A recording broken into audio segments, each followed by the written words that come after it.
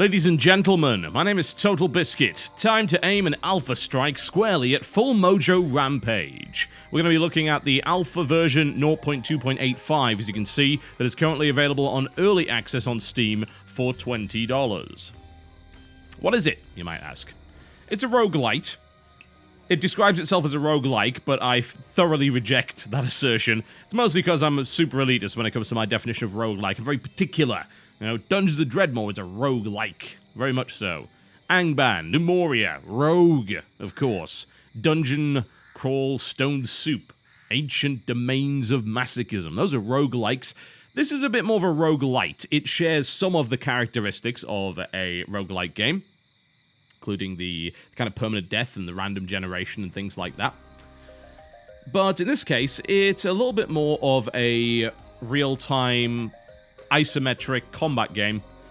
A bit more like Binding of Isaac. That's probably the best way to describe it. And it takes place in the Voodoo realm, as you can see. It's to be expected. Have a quick look at the options menu. Obviously, you know, it's in alpha, so it's not necessarily complete, as anything on this show should be very, very obvious. Controls are fairly simple, nothing really to worry about too much there. It has a colorblind mode. In alpha, this game has a colorblind mode. You want to explain to me why other games don't? Yeah? Are we gonna hear that? No? No, didn't think so. Get your act together, other games. Colorblind mode, very important. So, let's get into it, shall we? So, the game has a set of quests, yeah? And you have to beat the entire quest and not die. It's really as simple as that. You got to beat the whole thing without dying. If you die, you lose the quest, and that is that. It's actually kind of a lengthy quest, to say the least. In this case, I believe you have to go through like 6 levels in order to actually do it. And each time you do the quest, you are given a set of sort of random objectives. I don't believe these currently work in the alpha version, but they will be implemented fairly shortly. Kill Mandingo using spells. Kill Wormling without receiving damage. Finish a level without receiving damage. They all get different rewards. So there's like 6 of them. Okay, so we will start with that. I have gained a new level. This is from my previous playthrough. So while you do have permanent death, your medals, your levels, and your gold are persistent. So you'll have to start the whole thing again. You'll have to start it with different equipment, but you will be able to start it again. You'll progressively level up as you go through, which is a characteristic of more modern roguelites. And even a couple of the roguelikes, but mostly roguelites.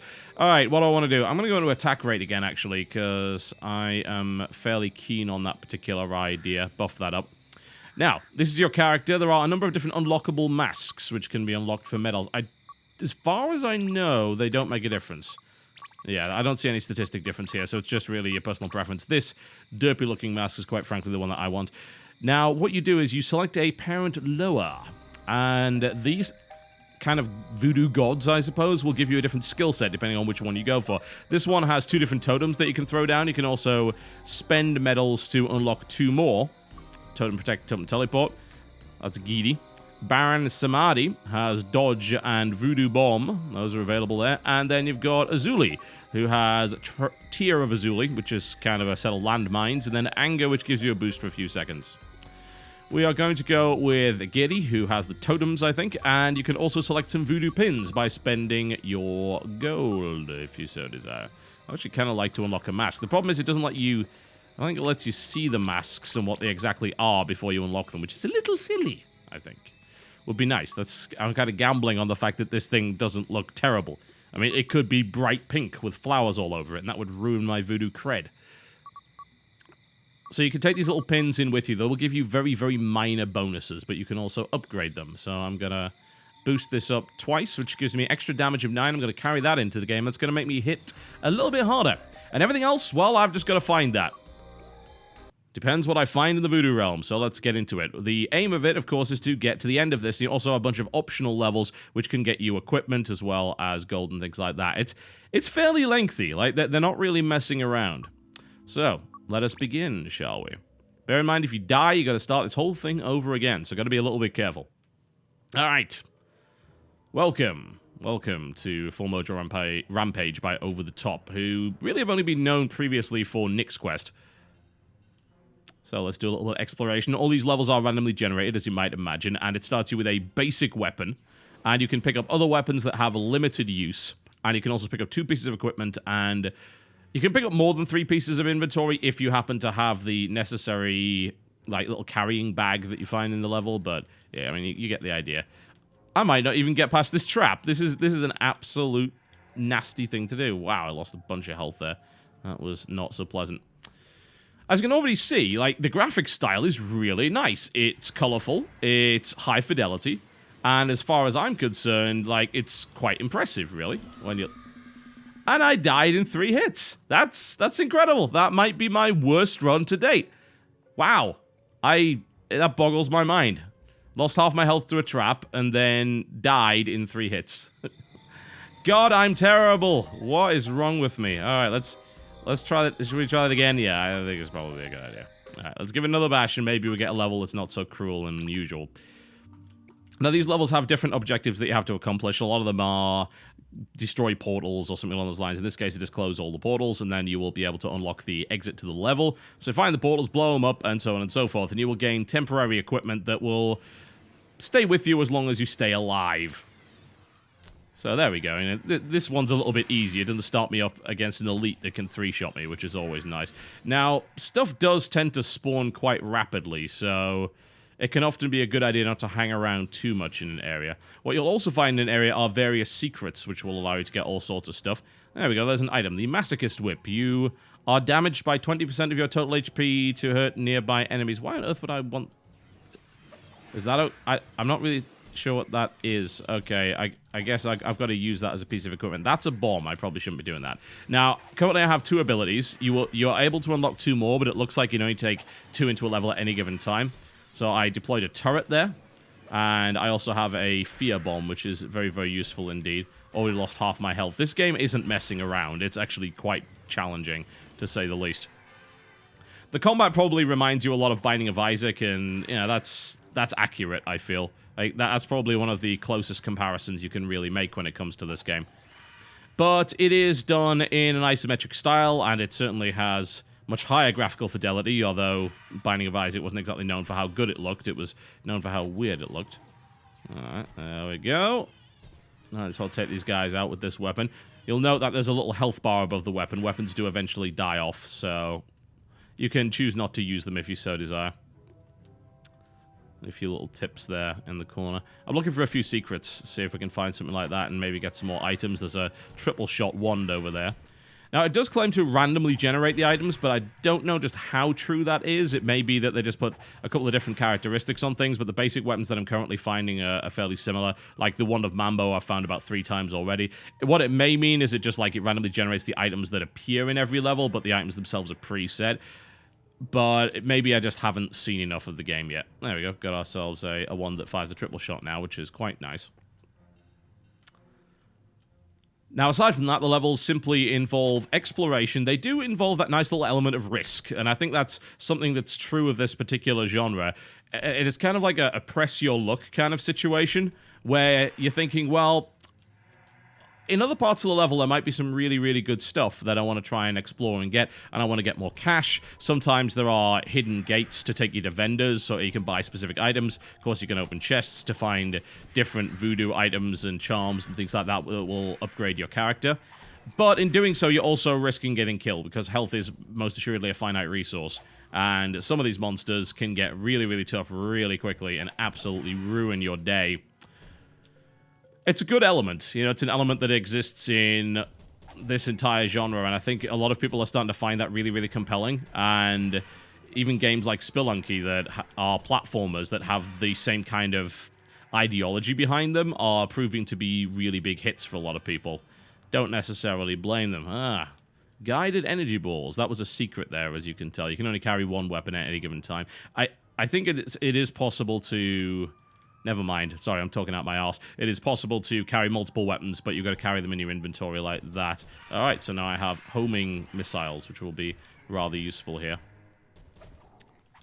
It's got a nice theme to it as well. I mean, one of the strengths of Binding of Isaac, of course, aside from the fact that it was very challenging and had a ton of replayability, was the theme, the fact that it looked very, very unique. This game looks unique as well. Yeah, it's nice and colorful, very pleasantly so. The art style is very pleasing to me. I think it's really, really cool, actually. Ooh, there we go. That was the whip that I just used there. Apparently that is a one-use consumable. Good to know. And we take a little bit of revenge there. Ooh, what was that? Skull of the Tram. The owner of the skull was Henry Goodsoup. Poor Goodsoup is trapped inside. This skull should follow you. Work in progress. It doesn't work yet. Alright. Alpha is indeed Alpha. There is the quest completed, so I can move on to the next one. Everything that I've seen about this game so far is really solid and quite compelling, actually. I have a feeling there's going to be a lot of games in this genre coming up, and that shouldn't really surprise anybody, because, hey, it's... Binding of Isaac was very successful, Spelunky's being very successful, there's a proven desire for games of this nature, yeah? And this one is looking really polished already in the alpha. It's surprising how good it is. I mean, all you really need to do now is just throw in the extra gods and maybe make the enemies a little bit more diverse, make sure there's more items and a bunch of really cool stuff to collect, and then you've got a really compelling game. And did I mention it also has 4-player co-op and up to 6-player competitive deathmatch modes? Yes, it does. That's unusual. You know, you generally don't have that, especially not online. Spelunky can be played in co-op, but not online. So this is something fairly unique that most games of this genre don't actually have, and I have a feeling that people are going to find it very interesting as a direct result. It's challenging. It's very, very interesting. It's got a lot going for it. A lot of strange stuff, and there aren't all that many games that actually use the voodoo themes, honestly, that kind of voodoo aesthetic. I like the purples, I like the kind of Grim Fandango-esque look that's got going on. Alright, let me reward your devotion with a new mask. Wear this mask proudly, currently in development. So, in other words, yeah, I can't wear a mask yet. Yep, it's, say, alpha is alpha, so there's a lot of stuff that hasn't really been completed as of yet.